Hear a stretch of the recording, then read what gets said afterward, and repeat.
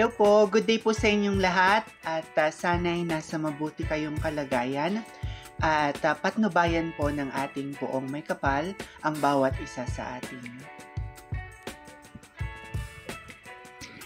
Sa ngayon, isa si Atisa sa mga malalakas na frontrunner. Hindi lamang dahil sa kanyang malawak na karanasan sa Binibining Pilipinas at Miss International, kundi pati na rin sa kanyang kahusayan sa pagsasalita. Ang kanyang kakayahan na maipahayag ng mahusay ang kanyang mga saloobin ay nagpapaiba sa kanya sa kompetisyon. Ang karanasan ni Atisa sa mga pageant ay nagpabuti sa kanyang kakayahan sa pagkikipagtalastasan na nagbibigay sa kanya ng kakayahang ipahayag ng buong giting at kumpiyansa ang kanyang mga saloobin hinggil sa iba't ibang paksa.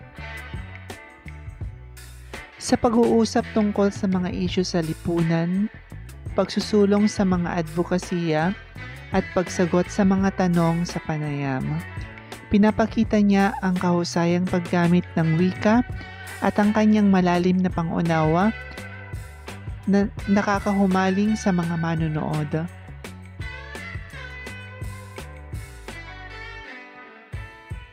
Ang galing ni Atisa sa pagsasalita sa publiko ay hindi lamang nagpapakita sa kanyang katalinuhan, kundi nagpapataas din ng kanyang pangkahalatang presensya at kaakit-akit bilang isang reyna at ng kagandahan. Higit pa sa kanyang pisikal na kagandahan, ang kanyang kakayahan na magpahayag ng makabuluhang mensahe at magipag-ugnayan sa mga tao. Sa mas malalim na antas ay nagpapatibay sa kanyang posisyon bilang isang matibay na kalaban. Sa kanyang kombinasyon ng kagandahan, grasya at kahusayan sa pagsasalita, si Atisa ay lumilitaw bilang isang mahalagang kandidato na may potensyal na magkaroon ng malaking epekto sa mundo ng mga pageant at higit pa.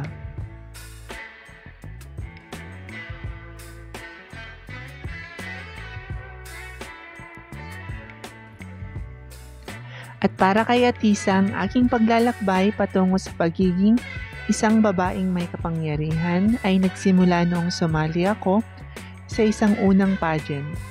Sa pamamagitan ng pageantry natapos ko ang aking pag-aaral.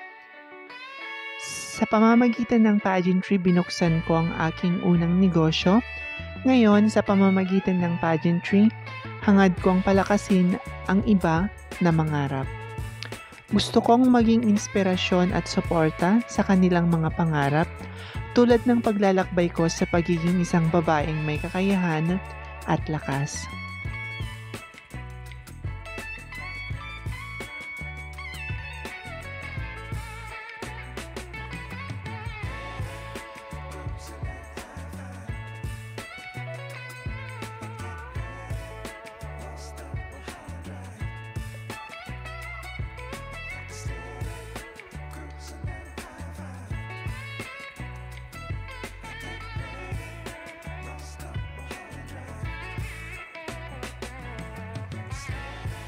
Maraming salamat sa inyong walang sawang suporta.